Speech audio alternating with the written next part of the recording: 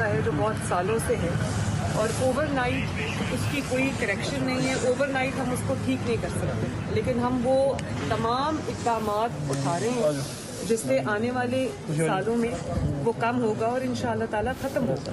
مجھے افسوس ہے کہ اس کو اس حد تک پہنچا دیا گیا کیونکہ کوئی کنسرن نہیں تھا اتنے سیریس ایشو کے اوپر, جیسے گاڑیوں کا جو پرانی گاڑیاں ہیں, وہیکل ایمیشن ہے, اتنا سب کچھ کرنے والا ہے اور ہم سب کچھ کر رہے ہیں. اس کو تھوڑے چند سال لگیں گے لیکن یہ ہو جائے گا. پاکستان سے اچھی خبر آ رہی ہے, اکانومی بہتر ہو رہی ہے, مہنگائی کم ہو رہی ہے.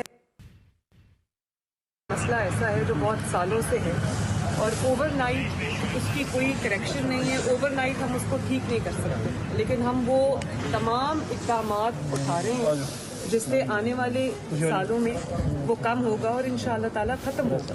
مجھے افسوس ہے کہ اس کو اس حد تک پہنچا دیا گیا کیونکہ کوئی کنسرن نہیں تھا اتنے سیریس ایشو کے اوپر, جیسے گاڑیوں کا جو پرانی گاڑیاں ہیں, وہیکل ایمیشن ہے, اتنا سب کچھ کرنے والا ہے اور ہم سب کچھ کر رہے ہیں. اس کو تھوڑے چند سال لگیں گے لیکن یہ ہو جائے گا. پاکستان سے اچھی خبر آ رہی ہے, اکانومی بہتر ہو رہی ہے, مہنگائی کم ہو رہی ہے.